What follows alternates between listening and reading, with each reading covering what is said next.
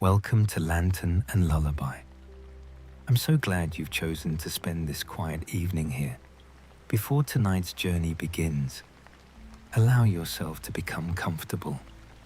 Let the day drift behind you and let your breathing settle into its own gentle rhythm.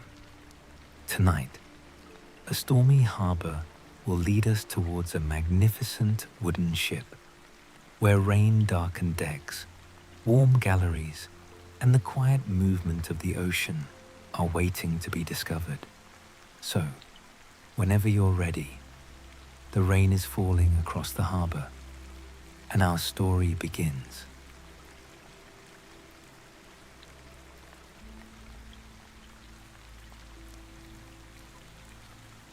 Rain has been falling for most of the night.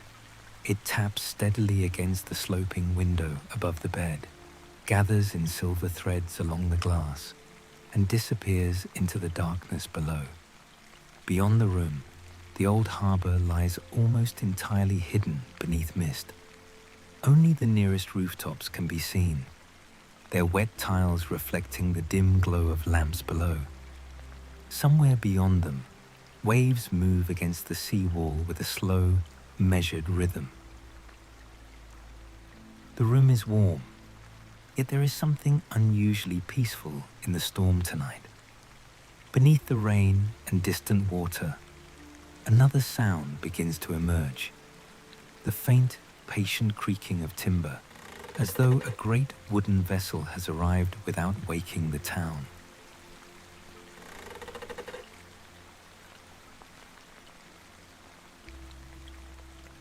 Through the rain-streaked glass, a pale light glides across the mist.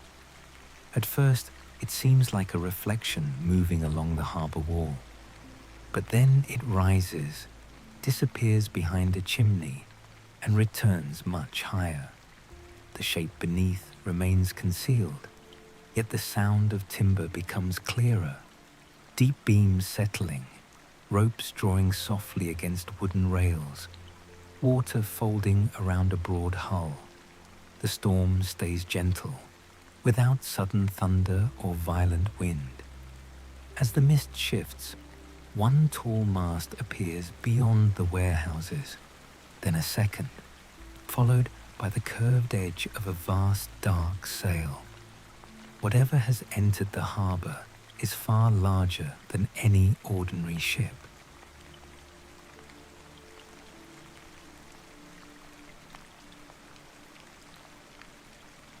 The room remains warm behind you as the narrow door opens onto a small landing.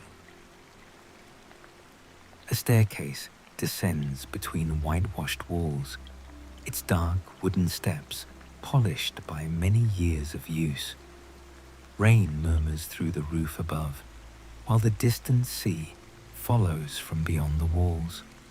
No voices rise from the rooms below. The whole house is asleep, and each floor feels carefully still, as though the storm has wrapped it in a blanket of sound. At the foot of the stairs, a single lamp burns beside an empty bench. The front door stands slightly open. Cool air enters through the gap, carrying the scent of wet stone, salt water, and old timber from the harbour.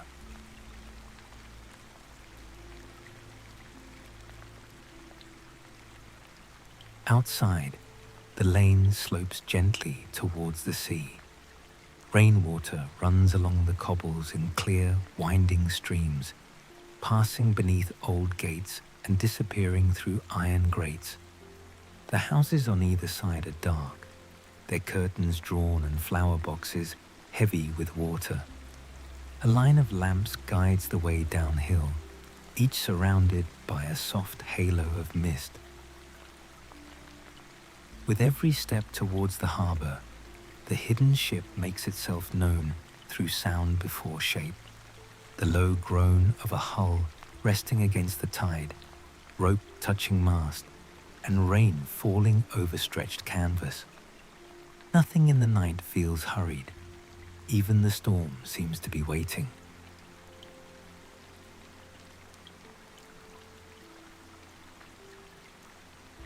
The lane opens onto the upper harbour. A wide stairway leads down between stone warehouses, their walls darkened by rain. Far below, water gleams between the buildings, disturbed by slow circles of falling drops. The mist has thinned enough to reveal empty moorings and smaller fishing boats rocking gently in place. Beyond them, something enormous fills the harbour mouth.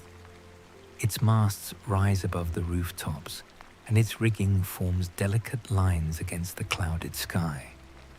Warm light shines from rows of windows along its side, reflected in broken gold across the water. The ship appears less like a vessel from the sea and more like a great house carried quietly upon it.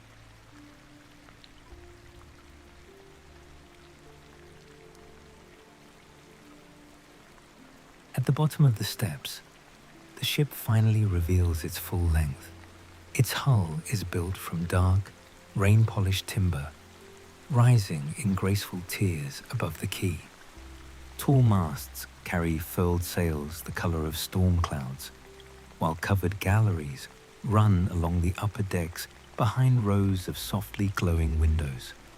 Brass fittings catch the lamplight, and carved wooden rails curve around the bow like branches shaped by the sea. No crew can be seen. No passengers wait at the rail. Yet the ship feels neither abandoned nor empty. Lamps burn within. Doors stand ready beneath sheltered decks, and a wide covered gangway extends from the quay as though your arrival has been expected.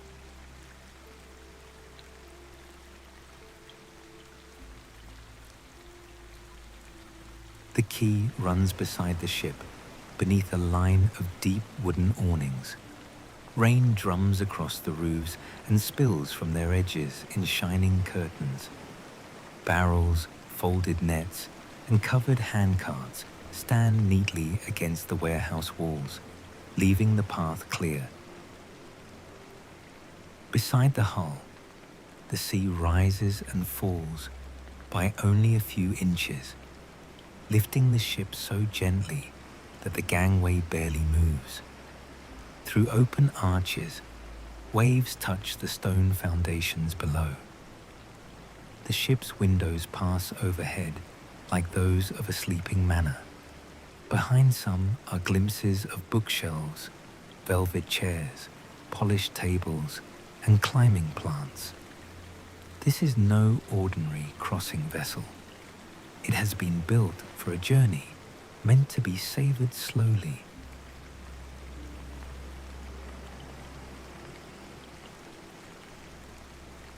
The gangway is enclosed by carved railings and a curved canvas roof, keeping away the heaviest rain, while cool sea air passes through.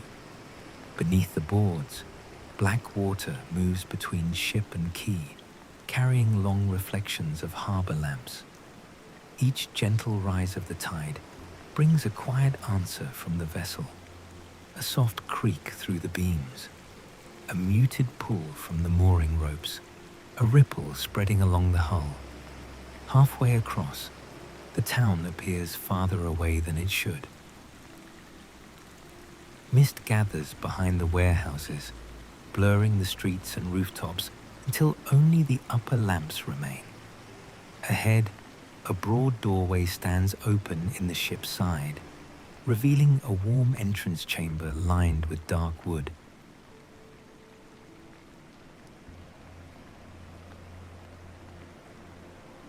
Inside, the storm becomes softer. Rain can still be heard against the outer walls and roof, joined now by the deeper sounds of the ship itself. Timber settling, distant water, and faint movement through hidden ropes and pulleys. The boarding hall is spacious and calm, with curved beams following the hull. Brass lamps glow behind frosted glass, illuminating a patterned floor of dark oak and pale ash. Sheltered benches stand beneath round windows beaded with rain. At the far end, A wide staircase rises towards the passenger decks, while a second passage leads deeper into the vessel. The gangway remains visible behind, though the harbour beyond it is already fading into mist.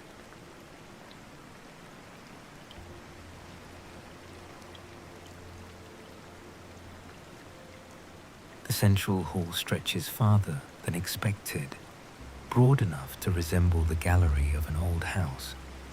Its ceiling is supported by arched ribs of polished timber, and its walls are set with recessed lamps, carved panels, and deep windows overlooking the waterline. No maps, plaques, or written signs interrupt the woodwork. The route is guided instead by architecture, a grand staircase at the center, quieter corridors branching to either side, and a distant doorway glowing beneath an oak arch. Outside the windows, rain draws silver lines across the glass, while harbour water rises and falls beyond. The ship rocks with such patience that the motion feels closer to breathing than travel.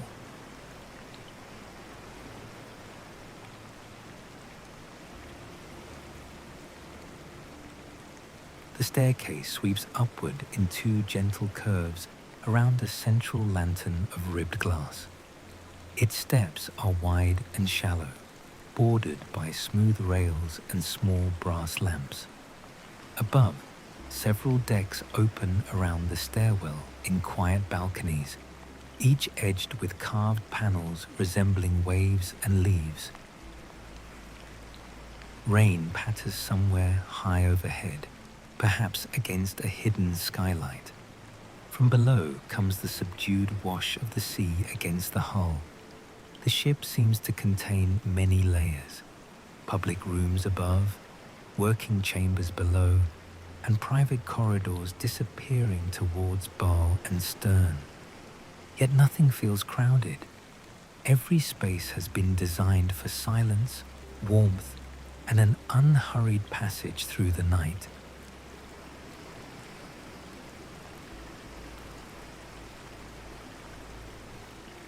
The lower promenade is enclosed almost entirely in glass. Tall windows curve with the hull, allowing the storm to remain visible without entering the warmth within. Beyond them, the harbour wall drifts slowly past, or perhaps the ship has begun to move. Raindrops travel sideways across the panes as a gentle current carries the vessel away from the quay. Long rugs soften the floorboards, and deep chairs face the sea between planters of glossy leaves. The promenade curves ahead towards the bow. Behind, the last lamps of the town blur into a single golden line across the wet glass.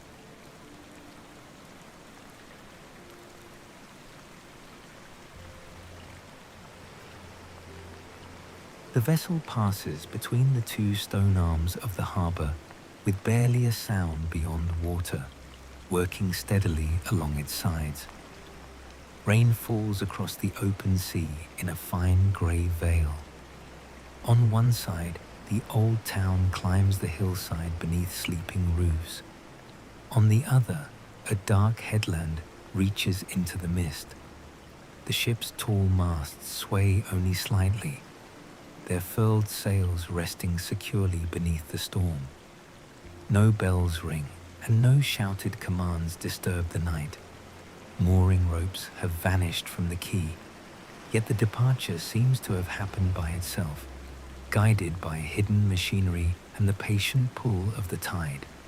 Behind, the harbour lights grow smaller.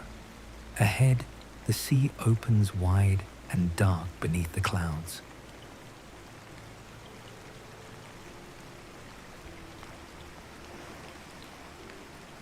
The forward gallery occupies the point where the ship's long sides begin to draw together, its windows angle towards the rain-darkened bow, revealing waves dividing around the hull.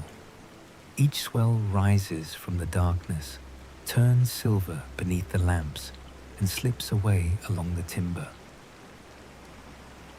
The room is quiet and richly simple.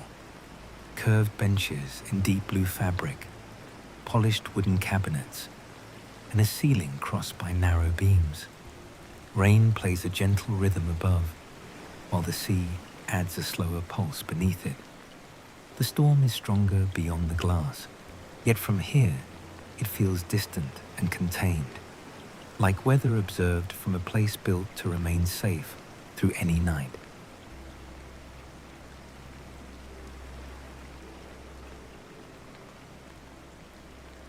The corridor follows the rounded shape of the ship, its inner wall formed from smooth timber and its outer side broken by round windows. There are no charts, notices, or written directions. Instead, shallow carvings of waves guide the eye forward from panel to panel. Through each window, the sea appears and disappears as the vessel rises gently over the swell.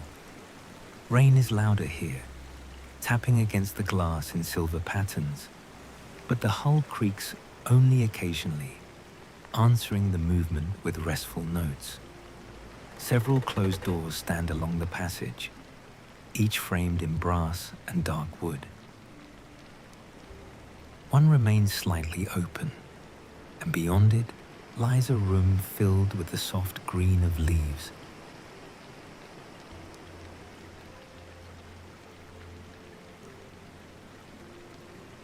The garden has been built beneath a low glass roof where rain gathers and runs in winding streams. Ferns, small palms, and climbing vines fill raised beds, shaped to match the curve of the ship. A narrow path of pale stone passes between them towards a circular pool no wider than a dining table. The water within trembles each time the vessel moves, reflecting the beams overhead in soft, broken lines. Moist air carries the scent of leaves, clean water, and polished cedar. Beyond the glass roof, rigging shifts gently against the sky. The storm does not disturb the garden. It seems to nourish it, surrounding the leaves with the constant hush of rain, while ocean waves move steadily below.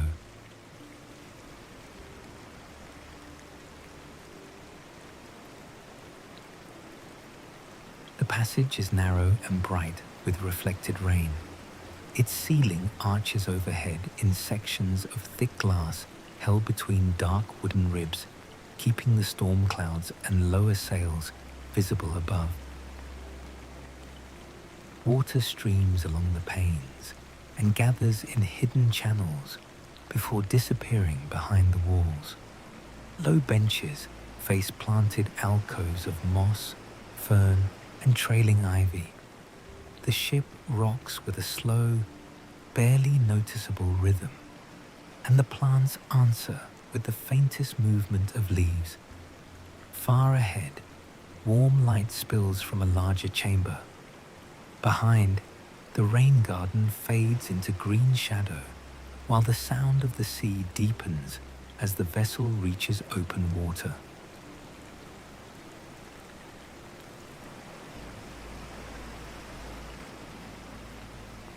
The observation saloon is arranged around a wall of tall windows looking over the starless sea. Heavy curtains are drawn back, leaving the storm entirely visible. Deep chairs and long sofas face the glass, separated by low tables and shaded lamps. A small fireplace burns behind a brass screen, its warmth gentle and restrained. Along the ceiling, dark beams curve like the ribs of an immense wooden creature, carrying you safely through the weather. Waves rise and fall beyond the windows. Rain drifts across them in sheets. An occasional foam gleams beside the hull. The ship continues forward without strain, holding its quiet course into the night.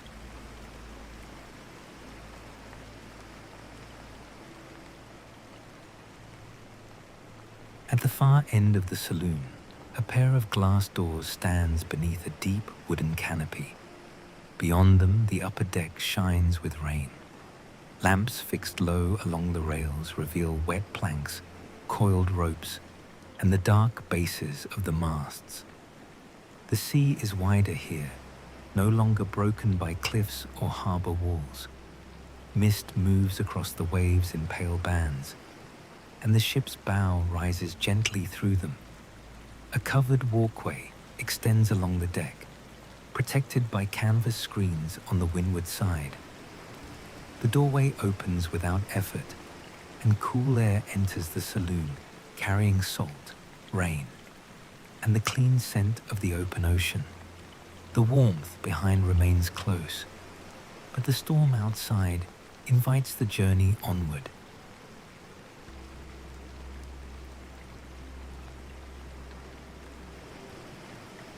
The upper deck feels immense beneath the storm-dark sky.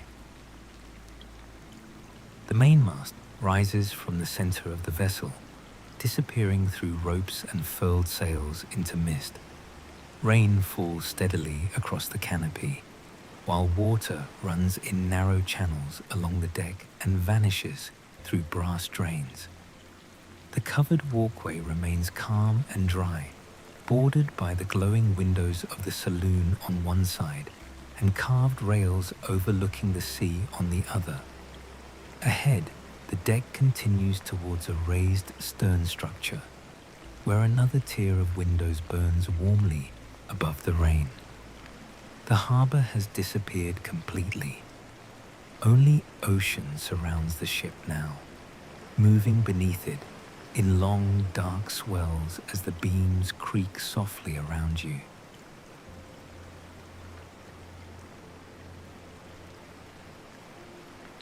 The covered deck continues towards the stern, narrowing slightly as it passes between the mainmast and the glowing windows of the raised structure ahead. Rain strikes the canvas roof in a steady, softened rhythm. Along the inner wall, tall panes reveal the observation saloon now receding behind, while the open sea remains visible beyond the carved rail. Low lamps guide the walkway around coils of rope, polished cleats, and carefully covered fittings. The ship rises gently over a long swell, and the deck answers with a quiet wooden sigh. Ahead, a series of arched windows curves around the stern, each holding a warm reflection of the rain. A sheltered doorway waits beneath them, leading into the upper passenger wing.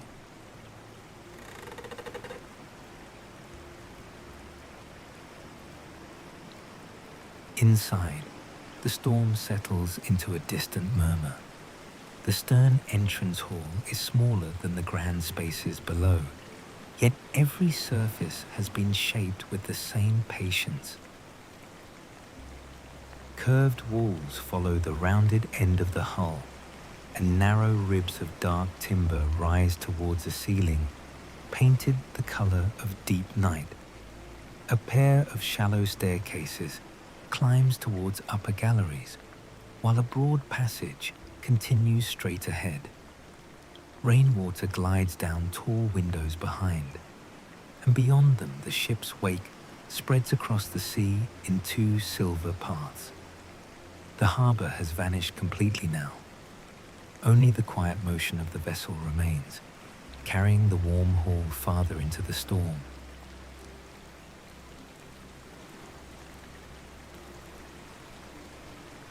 The passage opens into a tea room arranged along the stern windows. Small round tables stand between deep chairs upholstered in muted sea green fabric. On each table rests a simple shaded lamp, its light reflected softly in polished wood. A long serving counter follows the inner wall, set with covered pots, cups, and silver trays without labels or decoration. No steam rises and no voices disturb the room, yet everything appears freshly prepared. Through the curved glass, rain sweeps across the widening wake. The sea seems to stretch forever behind the ship, dark and restless beneath the clouds, while the tea room remains still enough to hear each drop against the windows.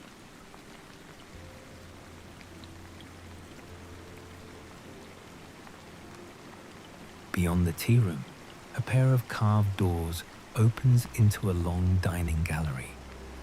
The tables are arranged in a single graceful line beneath low beams, each set with plain porcelain, folded linen, and clear glass. Tall windows run along both sides, revealing the sea rising and falling beyond the hull. At the far end, a small circular fireplace glows beneath a stone surround, warming the room without overpowering the storm blue light. The ship's motion causes the hanging lamps to sway almost imperceptibly. Reflections travel across the polished floor like slow bands of water. The gallery feels prepared for a gathering that may never begin, preserving its silence as carefully as the night outside.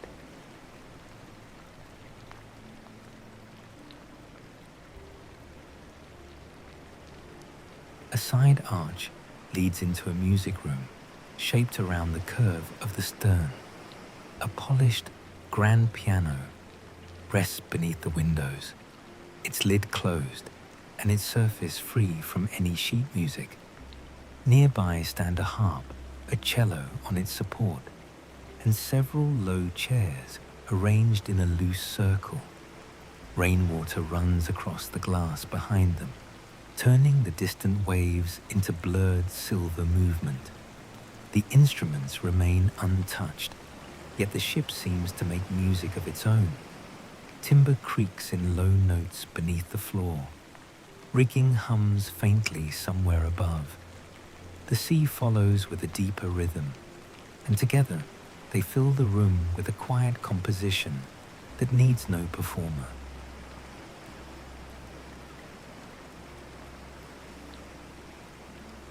Leaving the music room, the route enters a gallery lined with tall cabinets and recessed shelves. Books fill most of them, their spines plain and unmarked, arranged by color and size rather than title. Between the shelves, deep window seats face the rain. Small lamps glow behind frosted shades, illuminating folded blankets and empty reading chairs. The gallery curves with the outer wall of the ship, so that every few steps the view changes from dark ocean to the pale trail of the wake. The air carries the scent of cedar, leather, and old paper. Even here, high above the working decks, the ocean can be heard pressing gently against the hull.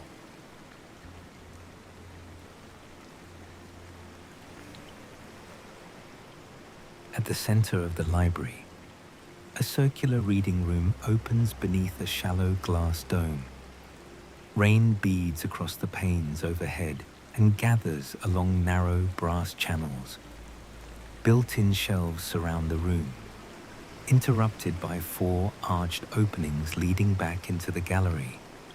A broad table stands at the center beneath a low lamp, with several closed books arranged upon it, without readable markings. Deep chairs face inward, creating a quiet place to sit while the storm passes above. Each time the ship moves, the rainwater shifts across the dome in silver threads. The room feels suspended between sea and sky, protected by timber, glass, and the steady patience of the vessel.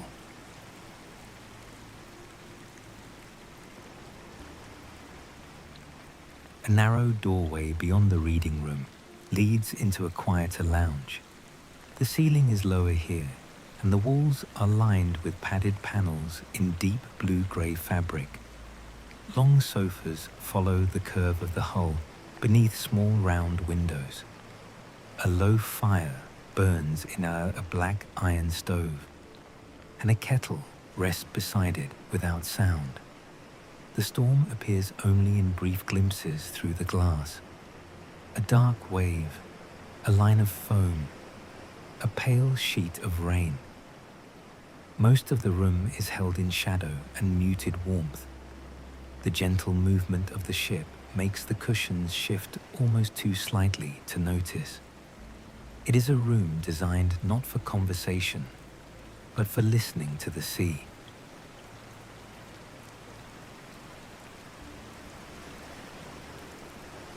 From the lounge, glass doors open onto a covered stern balcony.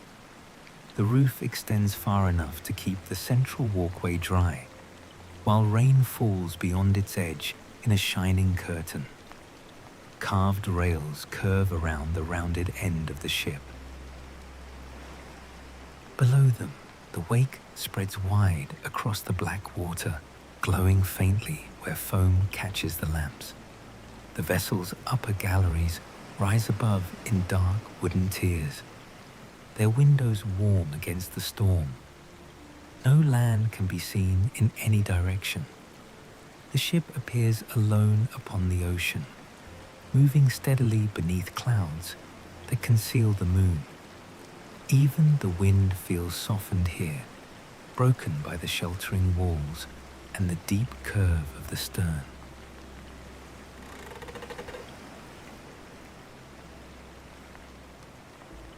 At the center of the balcony, a small stair rises to a higher viewing platform.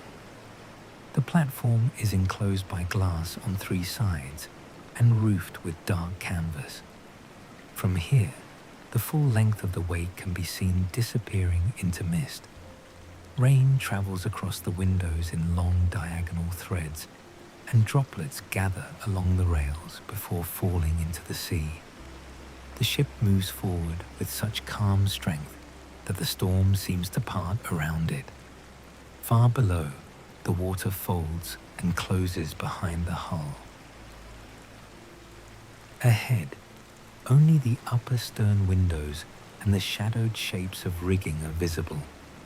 The platform feels like the last quiet room at the edge of the known world.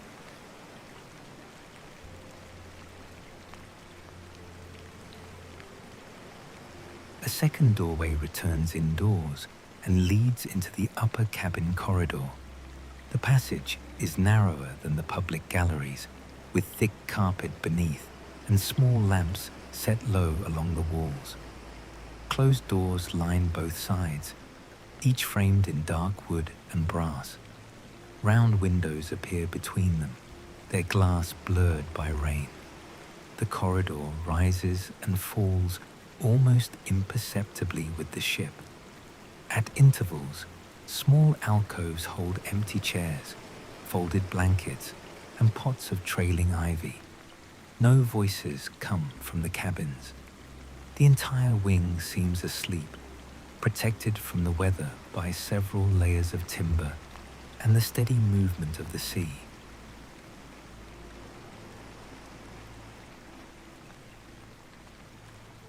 One door stands open onto a private sitting room.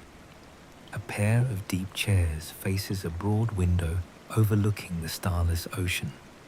Between them, a small table holds a shaded lamp and a covered tray. Built-in cupboards follow the curve of the wall, and a narrow daybed rests beneath a row of shelves. The room is elegant without feeling grand. Rainwater distorts the waves beyond the glass, turning them into soft, moving shadows.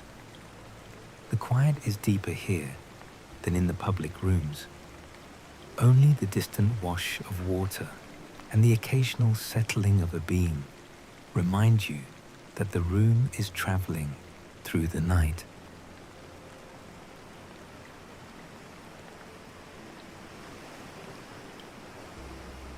A connecting passage leads into a dressing room lined with pale wood and dark brass fittings. Tall wardrobes stand closed along one wall. Opposite them, frosted glass panels diffuse the cool light from the storm without forming any reflection. A cushioned bench rests at the center, surrounded by small drawers and empty hooks. Folded robes and blankets sit neatly upon open shelves. The floor is covered by a thick woven rug that softens every movement. Beyond a second door, the sound of running water can be heard. It is warmer there, accompanied by the faint breath of steam and the quiet tapping of rain somewhere above.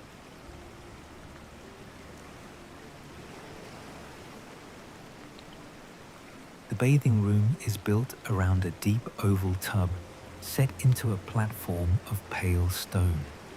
Warm water fills it almost to the rim, moving gently with the ship.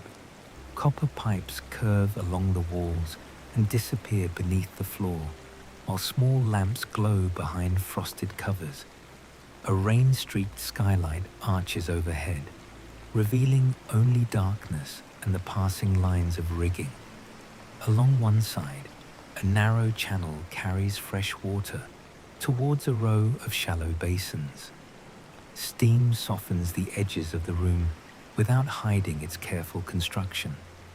The ocean remains audible below, a slow and distant pulse beneath the warmth.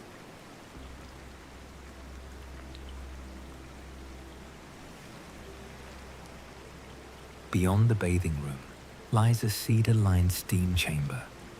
The ceiling curves low above tiered wooden benches, and warm mist drifts between dark beams. Small vents release gentle clouds at measured intervals. Moisture gathers on the walls and runs into narrow channels cut along the floor. A single round window looks out over the sea, its glass cool and dark against the steam. The storm beyond is reduced to a soft flicker of rain and foam. Inside, every sound is muted. The ship's creaks become low and restful, and the movement of the waves feels softened by the warmth surrounding the room.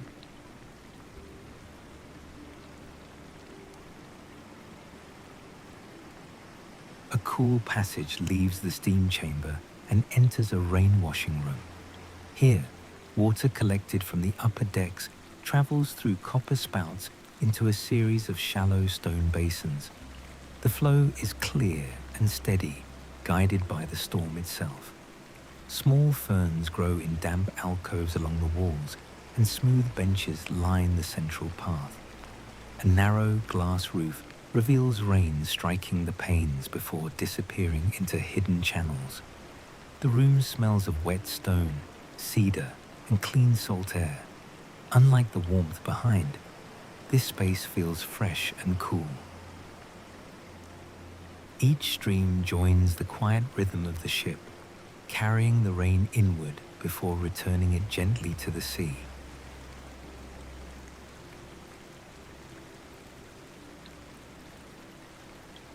At the far end, the route descends by a narrow staircase wrapped around a timber column. The steps are shallow and worn smooth, lit by small brass lamps set into the wall. Through gaps in the structure, glimpses appear of the upper cabin corridor above and darker passages below. The air becomes cooler with each turn. The sound of the storm fades behind layers of wood, replaced by the deeper groan of the hull and the distant movement of water through pipes. A final landing opens beside a long internal corridor. Here, the ship feels less like a floating palace and more like a vast living mechanism, quietly carrying every room across the ocean.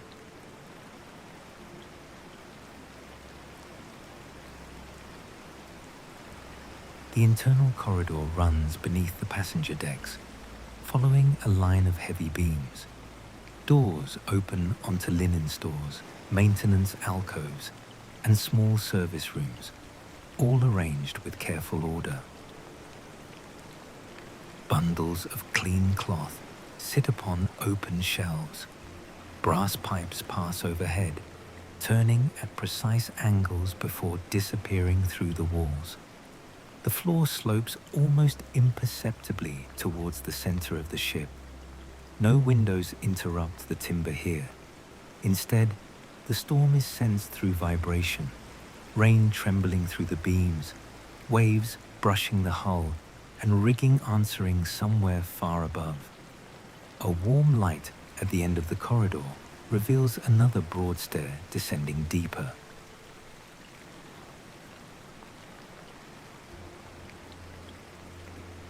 Before the stair, a small mechanical gallery opens along the inner wall. Behind protective glass, polished rods and slow-moving wheels transfer motion through the ship. None of the machinery is modern. Everything is built from dark timber, weathered brass, iron, and leather belts. The mechanisms turn without haste, responding to the ocean and the hidden work of the vessel. A row of pressure vessels rests beneath curved pipes, their surfaces beaded with condensation. The sound is steady and low, more like breathing than industry. Through the floor, the wash of water grows stronger, suggesting that the lower decks lie close beneath.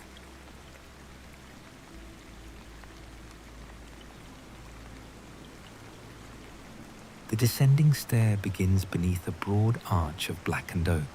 Its steps pass between thick ribs that vanish into the darkness below. Warm lamps mark each landing, but the spaces beyond them are cooler and more practical than the passenger rooms above. Far overhead, the rain garden, saloons, and galleries continue their quiet journey through the storm. Here, deeper within the ship, the sound of the sea becomes clearer. Water presses and releases against the hull in long, patient movements.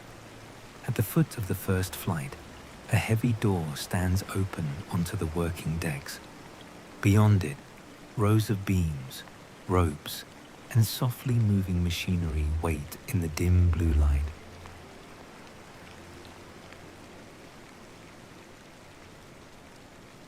The heavy door opens onto a broad working deck framed by close-set beams.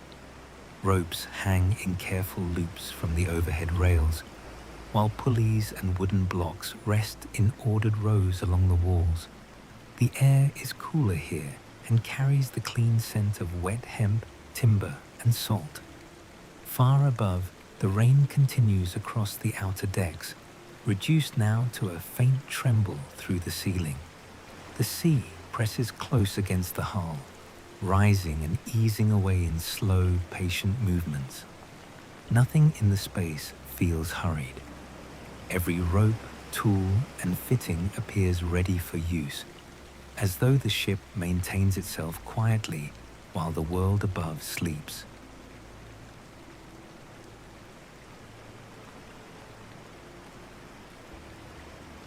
The first gallery is devoted entirely to rope. Thick mooring lines lie coiled upon low platforms, while finer cords hang from smooth pegs in descending lengths. Long wooden tables run through the center, their surfaces marked by years of careful work. At one end, a broad winding frame turns slowly, drawing loose fibers into an even strand. The movement is gentle enough to seem guided by the breathing of the ship. Rain and ocean sounds remain present through the beams, softened by the heavy timber around the room.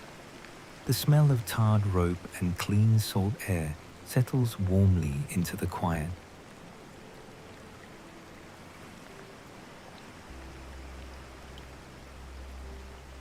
Beyond the rope gallery, the ceiling rises into long sail loft. Great lengths of cream canvas are folded across broad tables and suspended from overhead rails. Some pieces are newly washed and pale. Others have deepened to the color of old parchment after many journeys through rain and sea wind. Needles, palms, waxed thread, and smooth wooden tools rest in shallow trays without labels. A narrow line of windows near the ceiling reveals rain traveling across the glass. The sails move only slightly with the ship, lifting and settling like quiet wings that have chosen to rest.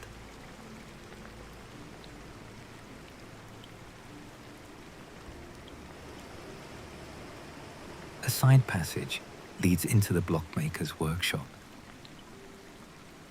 Rows of wooden pulleys hang from ceiling racks, each shaped from dark, close-grained timber and fitted with polished wheels. Low benches hold chisels, hand drills, files, and curved measuring forms. Nothing is sharp or disorderly. Every tool has been returned to its place. At the center, a small treadle wheel turns slowly beneath its own momentum, carrying a half-finished block beneath a smooth cutting guide.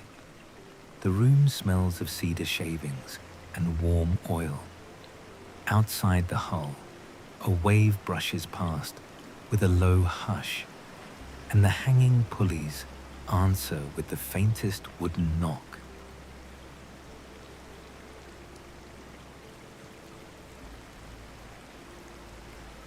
The workshop opens into a broader carpenter's room, built around one of the ship's strongest ribs. Long benches follow the curve of the hull, covered with planes, mallets, clamps, and neat piles of fresh shavings. Replacement railings, cabinet panels, and curved lengths of timber wait upon padded racks. A small brazier keeps glue warm beneath a copper hood, adding only a trace of heat to the cool room. Overhead pipes carry rainwater towards the lower tanks. Their soft internal trickle mingles with the deep creak of the hull. The carpenter's room feels less like a place of repair than a place where the ship is patiently renewed.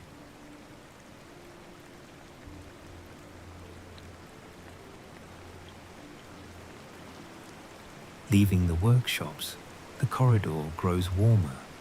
The scent of cedar gives way to bread, dried herbs, and polished copper. Small service doors open onto shelves of plain crockery, folded cloths, and covered baskets.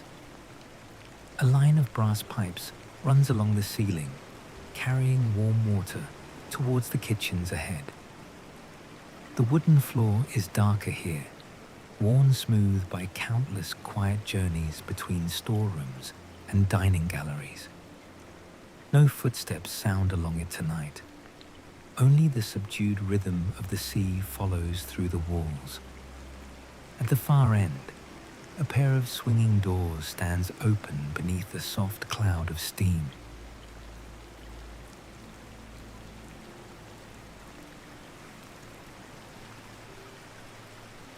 The main galley spreads across the full width of the deck. Long preparation tables stand beneath hanging racks of copper pans and deep iron pots. Along one wall, broad ranges glow behind blackened doors, while polished kettles rest above low blue flames. The room is warm but not stifling. Steam rises in thin, quiet threads and disappears into copper vents overhead. Through small, rain-blurred windows, the ocean appears close enough to touch. The ship's movement barely disturbs the bowls and pans secured within their wooden frames. Everything has been arranged for a meal, yet the galley remains peaceful and entirely still.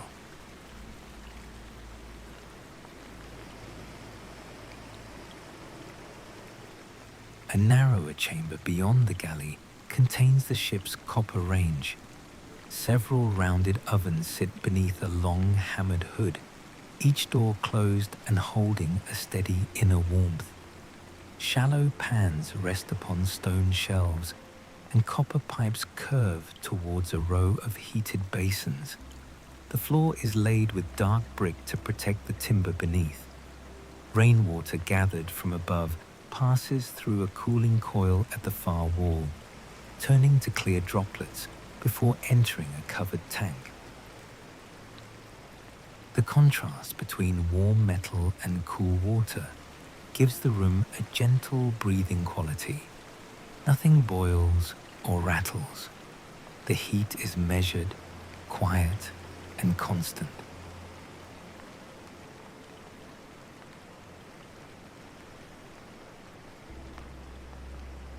The bakery lies behind a thick cedar door. A long kneading table occupies the center beneath low beams, its pale wooden surface dusted lightly with flour. Covered bowls rest in warm alcoves along the wall. At the far end, 2 deep bread ovens glow behind small iron doors, their stone surrounds holding the heat evenly. Shelves nearby are filled with rounded loaves cooling beneath clean cloths. The air smells of wheat, yeast, and warm crust. Even here, the storm can be heard as a distant softness above the roof and a slower wash beneath the floor. The bakery seems to carry its own small mourning through the middle of the night.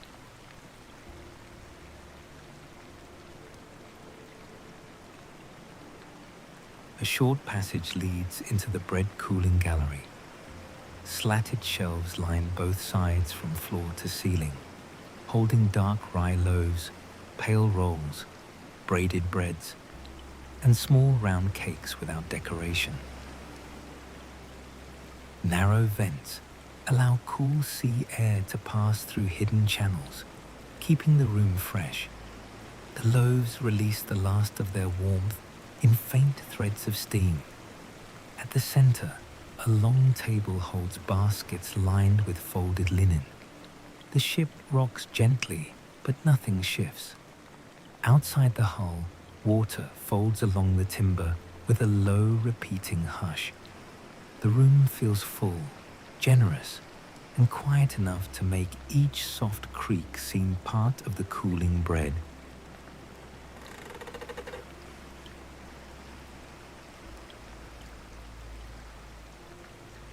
Beyond the bakery, the dry pantry is arranged in a sequence of shallow bays. Ceramic jars, woven baskets, covered tins, and glass containers sit securely behind low wooden rails. None carries a label. Their contents are revealed only by color and form: dried beans, oats, rice, tea leaves, dark cocoa, pale flour, and bundles of herbs. A central island holds polished scoops and simple weighing bowls without markings. The air is cool and fragrant. Every shelf follows the curve of the ship, fitting neatly between the heavy ribs.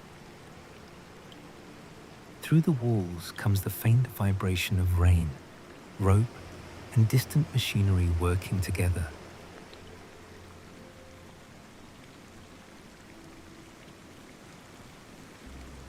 A thick insulated door opens into the cold store. The walls are lined with pale stone and cork, and the air immediately becomes crisp. Wooden shelves hold covered cheeses, bowls of fruit, root vegetables, jars of cream, and wrapped blocks of butter. Copper coils pass through the upper walls, carrying chilled water from a hidden reservoir. A thin veil of mist settles close to the floor. Nothing is frozen or harsh. The room simply preserves the stillness of a winter cellar. Beyond the insulation, the sea is almost silent, though each larger swell sends a slow tremor through the shelves and the hanging lamps.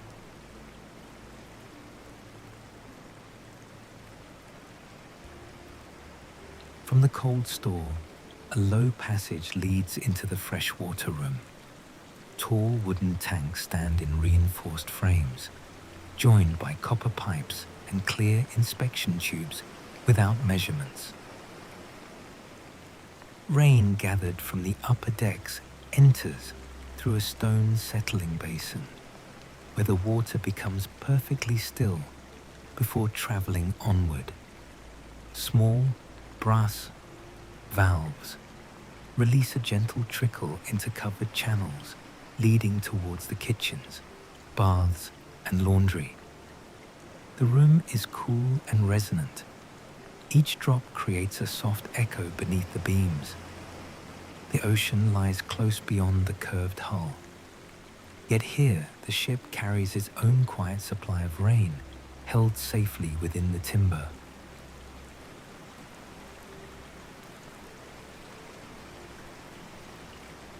A tiled passage returns towards the service rooms and opens into the scullery.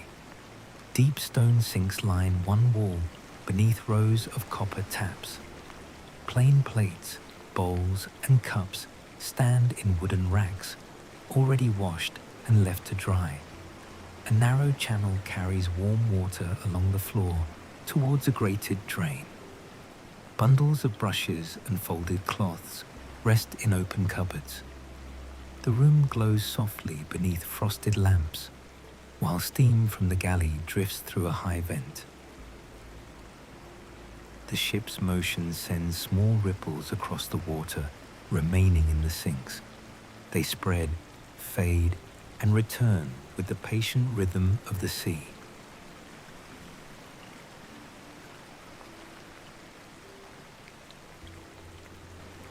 Beyond the scullery, the laundry hall is brighter and warmer. Large copper washing drums stand within dark wooden frames, turning so slowly that the water inside barely stirs. Long stone troughs run beneath rainwater pipes descending from the deck above. Baskets of plain linen wait beside smooth work tables. The air smells of soap, clean cloth, and warm steam. No machinery clatters. Leather belts move with a soft, measured whisper, powered by a shaft hidden beneath the floor. The whole room works at the pace of the ship itself, washing and rinsing without disturbing the sleeping cabins far above.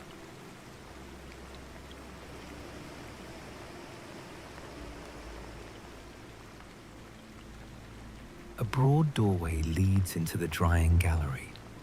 Warm air rises through narrow floor grills and moves beneath a high curved ceiling.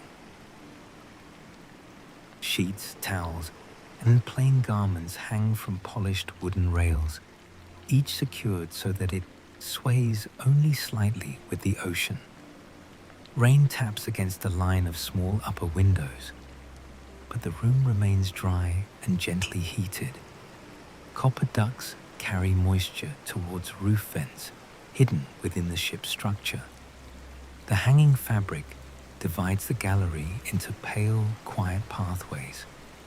As you move between them, the storm becomes a distant murmur, softened by layers of clean linen.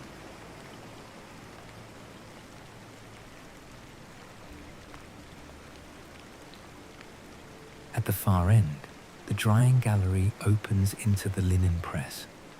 Tall cupboards fill the walls, holding folded sheets, blankets, towels, and tablecloths in careful stacks. A broad wooden press stands at the center, its heavy screw resting above a pile of freshly smoothed cloth. Low tables hold cedar blocks and small bundles of dried lavender. The room is cooler than the gallery behind, allowing the linen to settle before it is returned to the cabins. The ship's gentle rise and fall seems almost absent here. Only the occasional creak from a cupboard door and the faraway wash of the sea disturb the perfect order.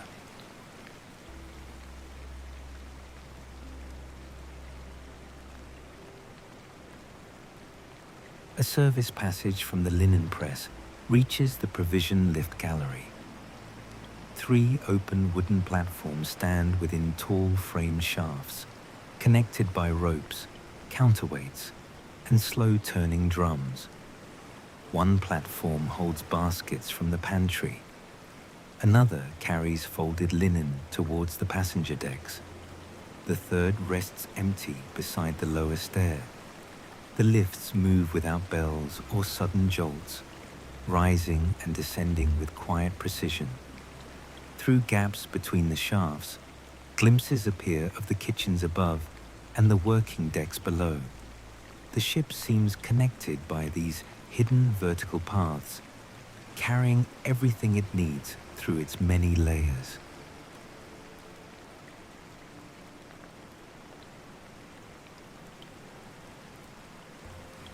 Beyond the lift gallery, the sound of water grows deeper.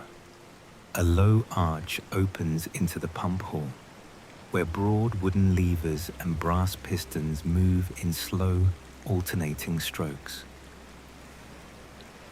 Clear water passes through thick glass chambers before entering copper pipes that divide towards the upper decks. Along the floor, narrow channels collect any stray drops and return them to a covered sump. The mechanism works with calm regularity, neither hurried nor loud. Blue-grey light rises through grills beneath the pumps, suggesting another deck below. With each stroke, the hull answers softly, as though the ship and its water system share the same steady pulse.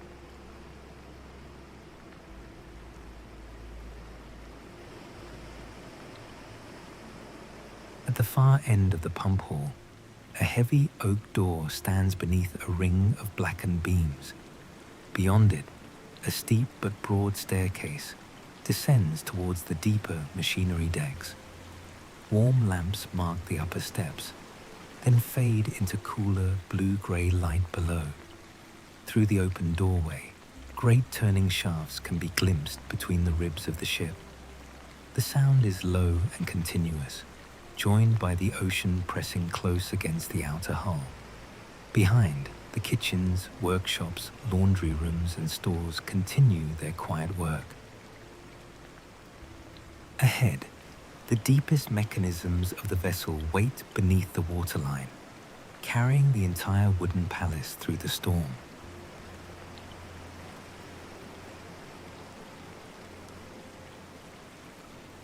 The staircase descends beside the immense turning shafts glimpsed from above. Each shaft passes through a sequence of dark timber supports, iron collars, and polished brass bearings. Their motion is slow enough to follow with the eye. No smoke or furnace drives them. Instead, the sea itself seems to lend its rhythm through hidden wheels and weighted mechanisms deeper within the hull. Cool blue light rises from narrow channels below, while warm lamps remain behind upon the upper landing. The lower you travel, the more clearly the ship reveals itself as a living structure of wood, water, rope, and patient movement. A faint vibration travels through the handrail, gentle and regular. It feels less like an engine than the pulse of the vessel itself.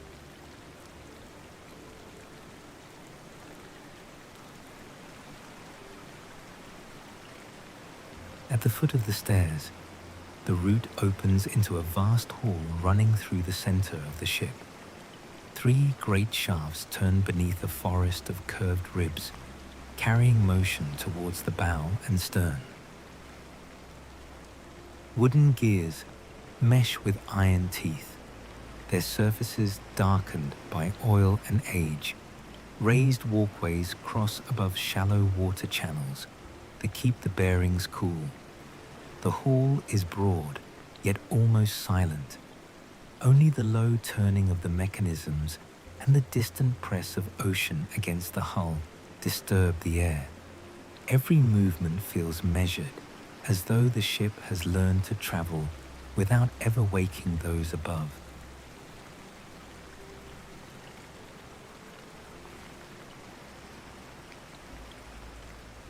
A side gallery leads towards a single enormous wheel, turning within a circular timber frame. Its rim is built from layered wood, bound with dark iron bands. Heavy spokes pass slowly through the cool light, each one disappearing below the floor before rising again. Counterweights travel within enclosed channels beside it, balancing the ship's movement across the waves. A narrow bridge curves around the wheel, protected by polished rails. Condensation beads upon the surrounding beams and gathers in small silver drops. The mechanism does not dominate the room with noise. It turns with the steady calm of a clock too large to measure ordinary time.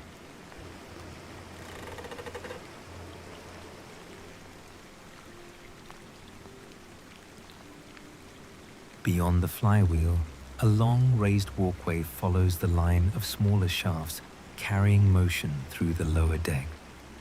Each shaft enters a timber housing before reappearing farther ahead, its turning softened by leather couplings and wooden bearings. Brass oil cups rest above the joints, releasing one careful drop at a time. Below the walkway, covered channels carry cooling water towards the stern. The hull curves closely on either side, making the sea feel only a few feet away. Occasionally, a long swell presses against the outer planks. The entire passage answers with a deep, gentle creak before settling once more. The warm light from the flywheel chamber fades behind, leaving the walkway suspended between timber, water, and shadow.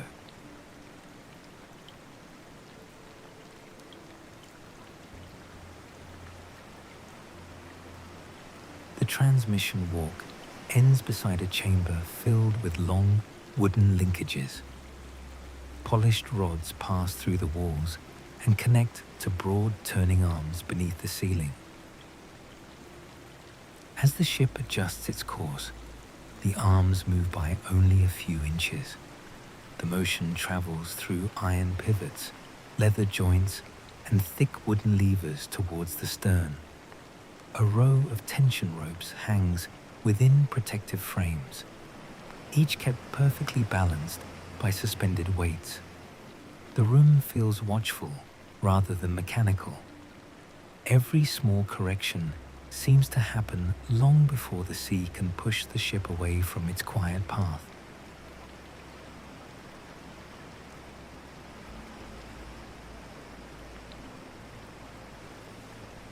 A narrow arch opens into the rudder gallery at the very back of the lower hull. Two immense tiller arms extend beneath a ceiling of blackened beams. Their ends vanish through reinforced openings towards the rudder beyond. Heavy ropes curve around broad drums, tightening and easing as the ship moves across the swell. Through a thick glass panel in the floor, dark water can be seen passing beneath the stern in long silver ribbons. The wake appears softer from here, broken into pale streams beneath the timber. The gallery remains dry and calm, held safely above the moving sea.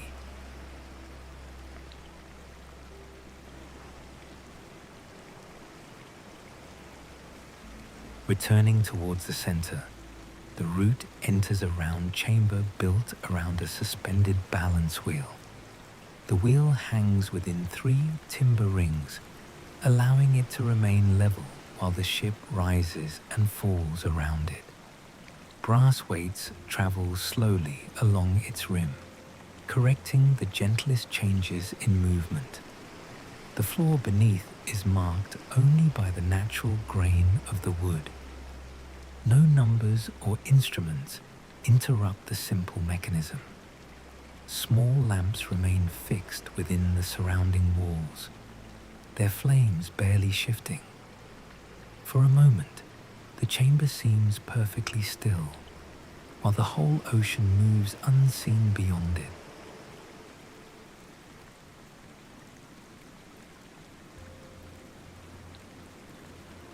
A low doorway leads into the ballast gallery, running along the ship's deepest center line. Rows of sealed stone compartments sit between the ribs, each held within heavy wooden frames. Some contain smooth river stones. Others hold iron blocks wrapped in tarred cloth. Narrow inspection paths pass between them, beneath a ceiling crossed by thick braces. The weight of the ship can be felt here, not as heaviness, but as stability. Above, the vessel moves through wind and rain. Below, these quiet chambers keep every deck level, every lamp steady, and every sleeping room gently balanced. The narrow path remains level beneath your view, even as a larger swell passes somewhere beyond the walls.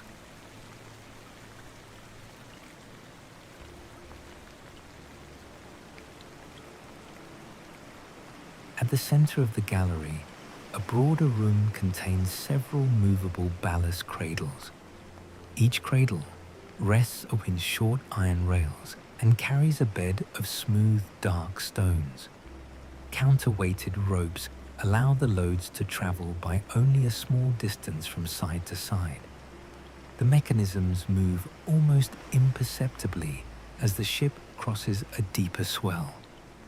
Water levels within narrow glass tubes remain even along the wall. The room smells of wet stone, hemp, and old timber. Nothing rolls or strikes. The ballast shifts with such patience that its movement feels closer to breathing than machinery.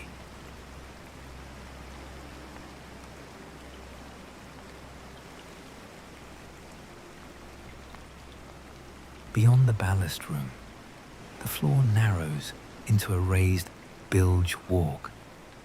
Dark water moves through channels on either side, collected from condensation, rain, and the natural dampness of the hull.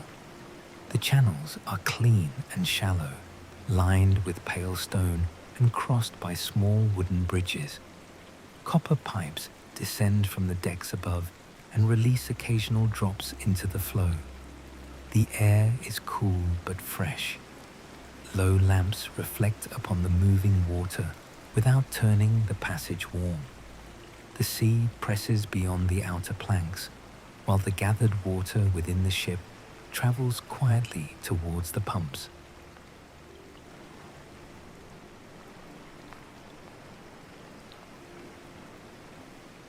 The bilge channels meet inside a round sump chamber beneath the central mast. Water enters through 4 stone-lined passages and settles within a covered basin. Broad wooden pump arms rise through the ceiling, moving in the same slow rhythm heard in the pump hall above. Clear glass cylinders reveal the water lifting through polished brass valves. A circular walkway surrounds the mechanism, dry and carefully maintained. The mast's enormous base passes through the center of the room, reinforced by dark timber collars. Here, rain from the sky and moisture from the hull are gathered together before beginning their journey upward again.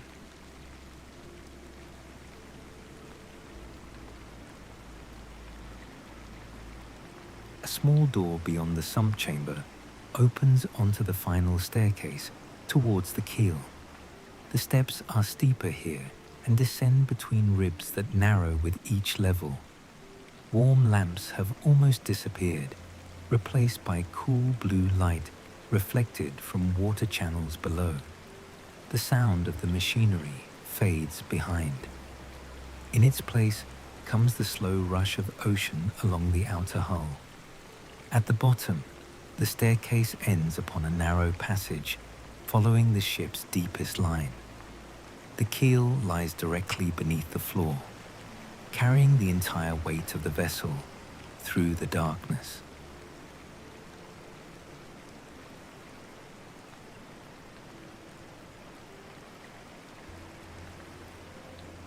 The keel passage is long, low, and perfectly centered within the ship. Massive timbers run beneath the floorboards, joined by iron straps and heavy wooden pegs. Curved ribs rise close on either side before disappearing into shadow above. Small lamps sit within protected alcoves, casting only enough light to reveal the next section of passage. Each wave can be heard traveling along the hull from bow to stern. The sound arrives as a soft rush, lingers beneath the floor, and then fades into the distance. Nothing else within the ship feels quite so close to the sea.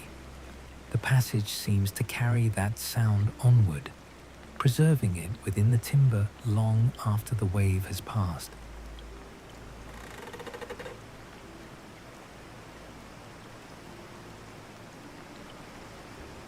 Halfway along the keel, a rounded door opens into a small listening chamber. The walls are lined with polished cedar and deep blue-grey fabric. A circular bench follows the curve of the room around a dark glass floor panel. Beneath the glass, water streams along the outside of the hull in pale silver patterns. The panel is thick, clear, and completely secure.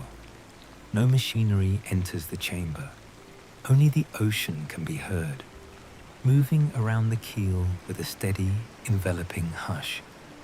It is the quietest room in the ship, hidden far beneath every gallery, cabin, and glowing window.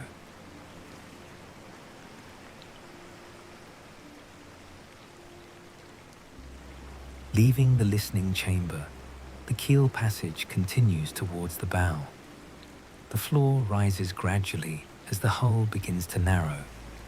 Heavy braces cross the walls at shorter intervals, and the ribs curve more sharply overhead. Covered water channels follow the edges of the walkway, carrying the last of the bilge water back towards the central sump. Ahead, the sound of chain becomes faintly audible through the timber. It is not a harsh metallic clatter.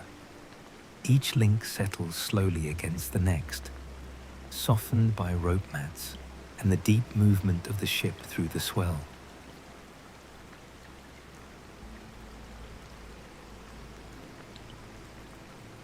The passage opens into a tall chamber where the anchor chains descend from the decks above. Enormous iron links lie in ordered coils upon thick rope matting.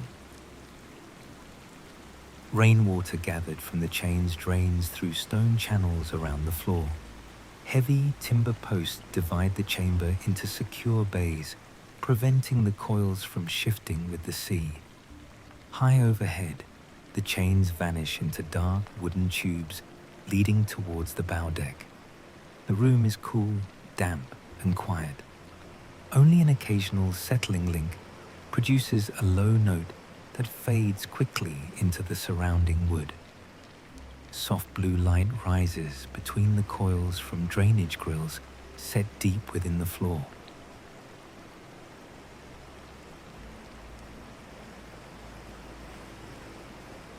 A broad stair rises from the chain locker into the windlass chamber.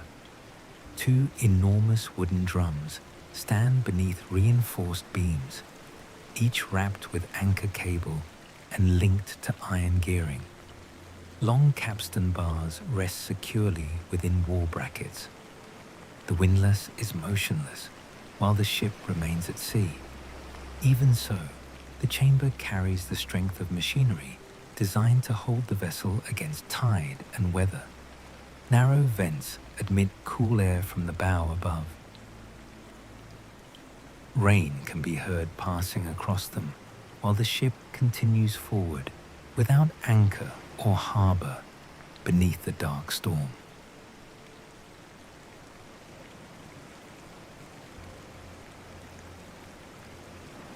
Beyond the windlass chamber lies the forward hold. Tall storage racks follow the narrowing shape of the bow. Sealed barrels, spare canvas, coiled cable, wooden crates, and bundles of timber are secured behind heavy rails. Nothing carries writing or labels. A central walkway passes between the stores beneath repeated beams. The air smells of cedar, rope, and salt. Far ahead, the inner curve of the bow forms a dark, pointed wall. Every object has been placed so carefully that the room feels less like storage and more like a quiet reserve for journeys still to come.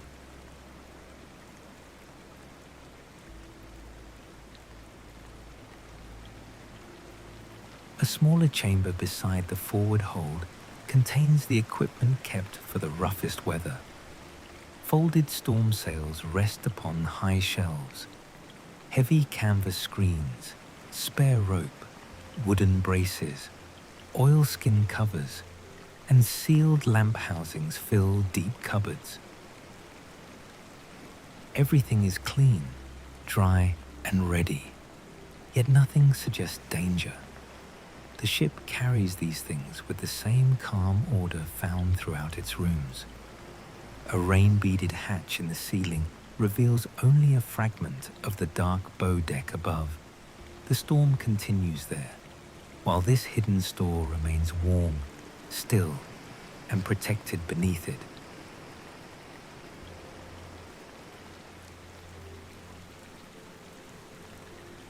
At the far side of the storm store, a wide staircase begins the long return towards the upper decks.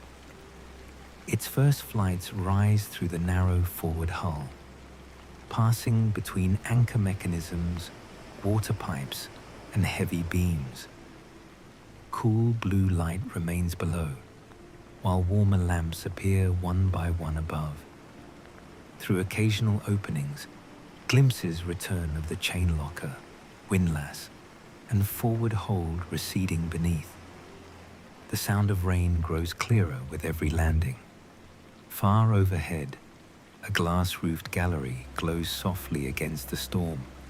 The deepest rooms now lie behind, and the ship begins to lead the journey upward once more.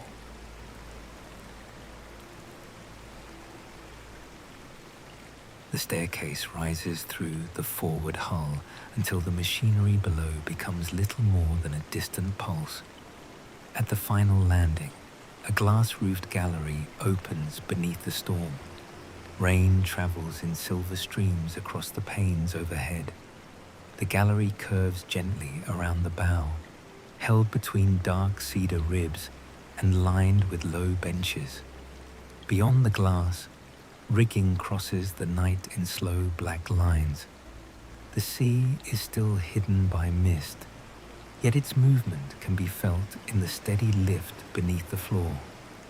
Warm lamps appear farther along the passage, each one softer than the last. After the deep blue shadows below, the room feels almost weightless. The ship has carried you upward without haste, returning the storm to view one quiet layer at a time.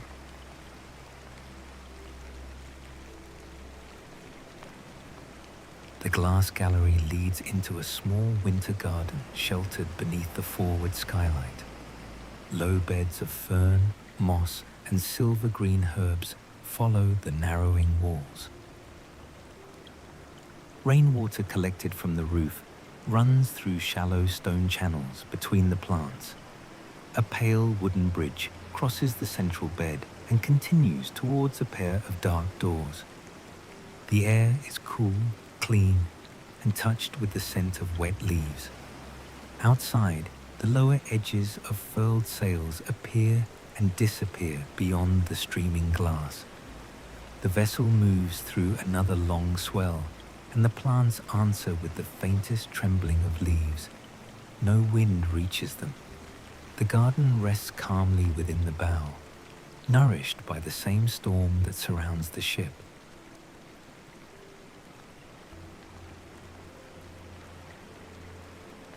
Beyond the garden lies a navigation room built beneath the forward mast. A broad circular table occupies the center, its polished surface completely bare. Around it stand brass instruments shaped from rings, weighted arms, and clear glass vessels. None carries writing, numbers, or marked directions. The ship's heading is suggested only by the alignment of the room itself and the quiet movement of the mechanisms. Narrow windows reveal darkness, rain, and the occasional silver edge of a wave. A suspended compass-like wheel remains steady beneath the ceiling, though its face holds no letters. The room feels precise without becoming complicated. It is a place where the vessel seems to understand the sea through balance, motion, and patience alone.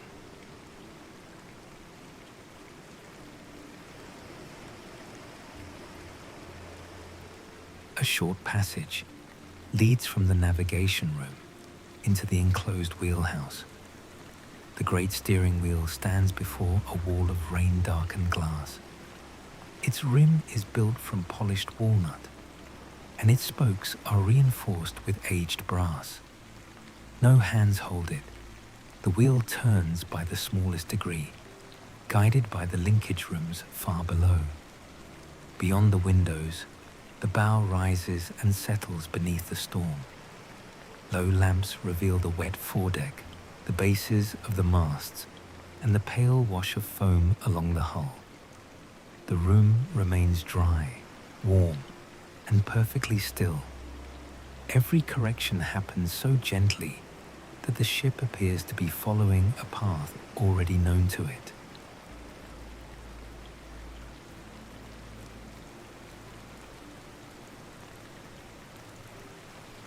Leaving the wheelhouse, the route enters a narrow bridge gallery spanning the upper bow.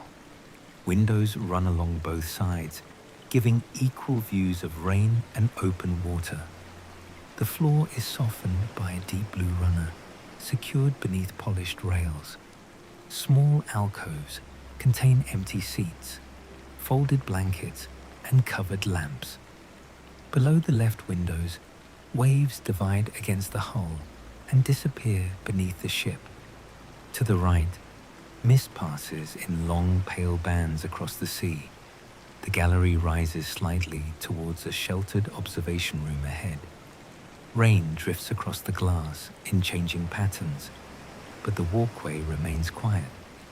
It feels like crossing between two halves of the storm while remaining untouched at its center.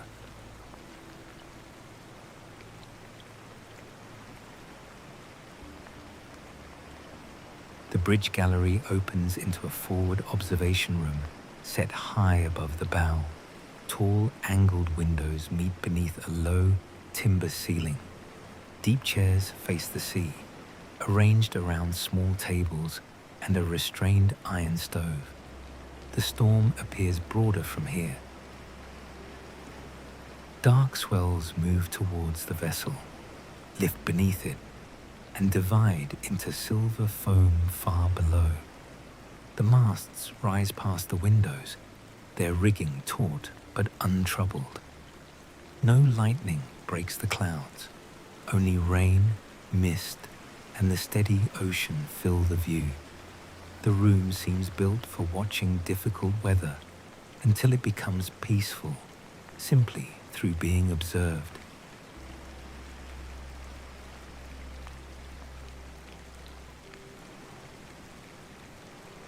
A side door from the observation room leads onto a covered bow balcony. The canopy extends over a dry central platform while rain falls beyond it in shining curtains. Carved rails curve towards the prow on both sides. The ship's figurehead is hidden below, leaving only the long, dark bow cutting through the water. Low lamps reflect across wet planks and the Black Sea beyond. The wind is stronger here, yet the shelter breaks it into a soft, cool breath. Ahead, the ocean has no visible boundary. Behind, the warm observation windows glow through the rain. For a few moments, the vessel feels suspended alone between cloud and water.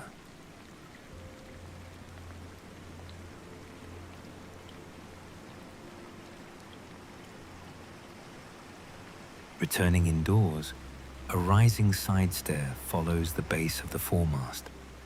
The steps curve through a tall chamber of rigging, rope guides, and rainwater pipes.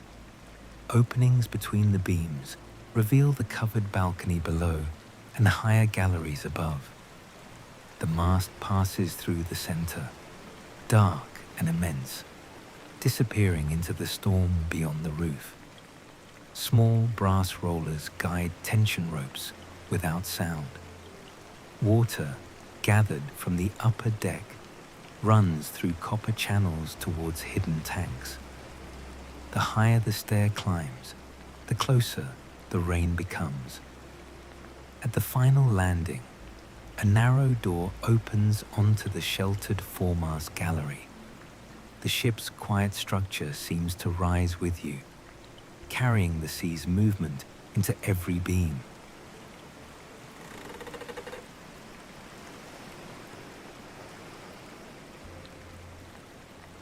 The foremast gallery wraps around the mast beneath a circular glass roof. Rain streams outward from the center and disappears into deep gutters. A ring-shaped walkway surrounds the mast, protected by carved rails and low canvas screens. From here, the upper rigging can be seen more clearly, disappearing into mist above the secure sails.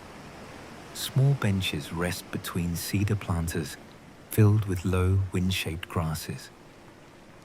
The grasses bend only slightly whenever the ship moves.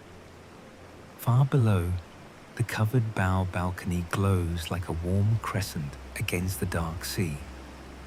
The gallery feels high and exposed, yet every surface is sheltered and secure.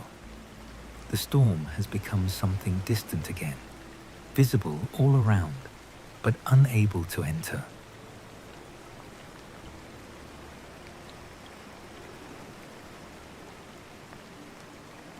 A narrow, enclosed passage leads from the foremast gallery towards the ship's upper spine. The corridor is built between the sloping bases of the sails. Rain drums against the curved roof while rigging moves beyond the side glass. Small lamps are set close to the floor, guiding the passage through the dark. At intervals, windows open onto long views across the deck below. The ship's warm rooms appear as scattered bands of light beneath canopies and galleries. Farther back, the raised stern structure glows faintly through the mist. The passage continues straight and level despite the ocean beneath. It feels like walking along a hidden bridge stretched across the length of the vessel.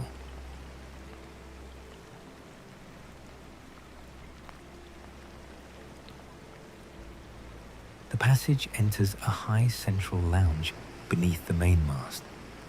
The mast rises through a circular opening in the floor and continues through a rain-covered dome overhead. Curved sofas surround the opening at a respectful distance. Low tables hold shaded lamps and plain ceramic cups. Tall windows look across the upper deck and the dark sea beyond. The lounge is warmer than the galleries, carrying the scent of cedar, wool, and faint tea. Rain moves across the dome in widening circles. The mast creaks once, deep and slow, before settling back into silence. The entire room seems gathered around that sound, calm and attentive.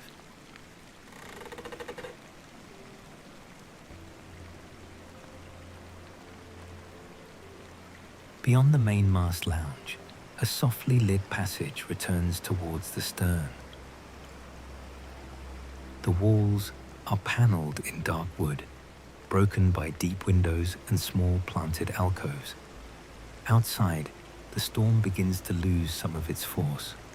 The rain still falls steadily, but the waves appear longer and less steep. Covered deck lamps pass beyond the glass in a slow repeating rhythm. Several doors remain closed along the inner wall. One stands open ahead, revealing a quiet supper room prepared beneath low beams. The ship continues forward with the same patient motion. The night no longer feels endless, though dawn has not yet touched the sea.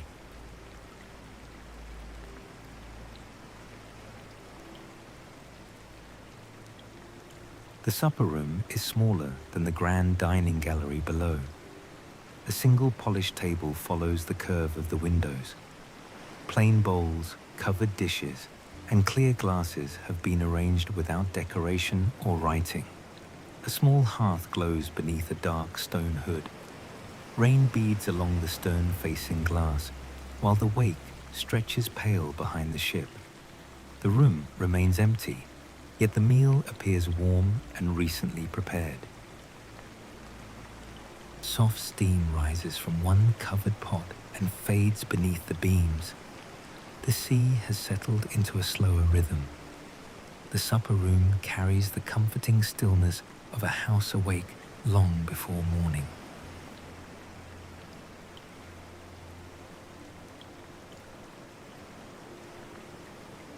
A narrow arch beyond the supper room enters a private night library. The shelves are lower here, fitted between the curved ribs of the stern. Books with plain, unmarked spines fill each recess. A long window seat follows the rain-darkened glass, layered with blankets and deep cushions. Several low lamps create quiet pools of light across the carpet. The ship's wake is visible between the curtains, softer now and almost straight.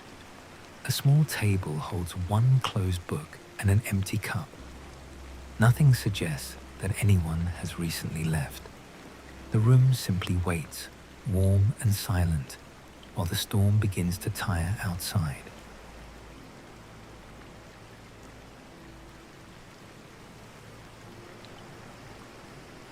The night library opens into a narrow lantern gallery running along the upper stern. Frosted lamps sit within deep wall recesses, each glowing gently behind ribbed glass. Tall windows alternate with carved timber panels. Through them, the rain appears finer than before, and the mist has begun to lift from the wake. The polished floor reflects long bands of cool grey and restrained amber light.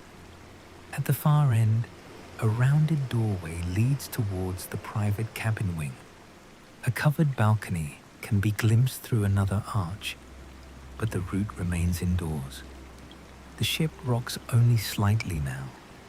Each lamp seems steadier than the last, guiding the journey towards rest.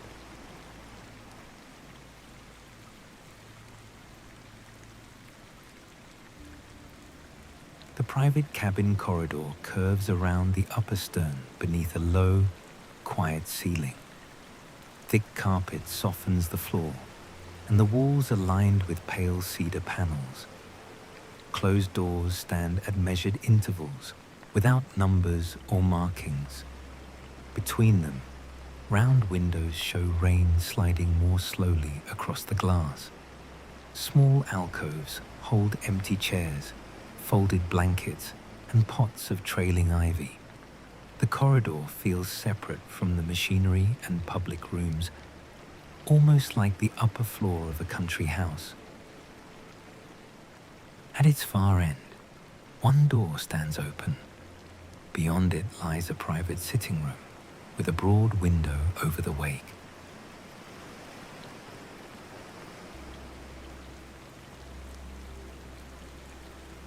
The quiet deepens as the corridor draws closer. The private sitting room is arranged around the curve of the stern. Two deep chairs face the broad rain-streaked window. A low table between them holds a shaded lamp and a covered tray. Built-in cupboards follow the walls beneath narrow shelves. A small iron stove gives off a restrained warmth. Outside, The wake fades into mist beneath thinning rain. The ocean is still dark, but a paler band has begun to form beneath the clouds. The room feels sheltered from every distant mechanism below. Only the slow movement of water remains, patient and familiar.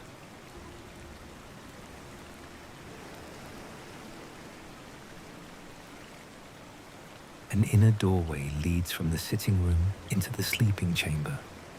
The room is built beneath a sloping glass roof crossed by dark cedar ribs.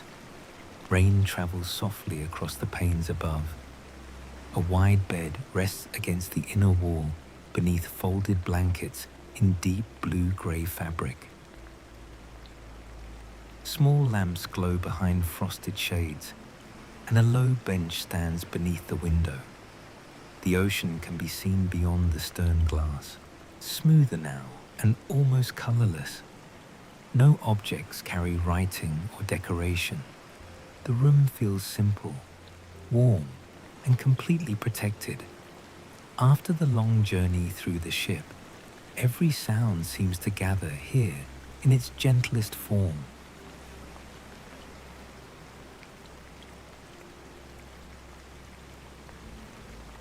The rain begins to soften while the ship continues through the last hours of night. Drops no longer race across the glass roof. They gather slowly, join one another, and slide away in long, clear lines. Beyond the window, the waves have lowered into broad, dark folds. The wake glows faintly beneath a sky, turning from black to deep slate. Inside, the lamps have been dimmed to a quiet amber. The bed, blankets, cedar walls, and rain-dark windows hold the room in perfect stillness. Far below, the machinery continues its patient rhythm. It is almost impossible to tell where the movement of the ship ends and sleep begins.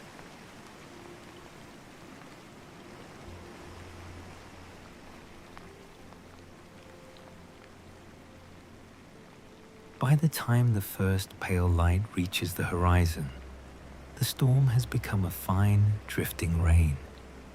The glass roof reflects a sky of silver grey and muted blue.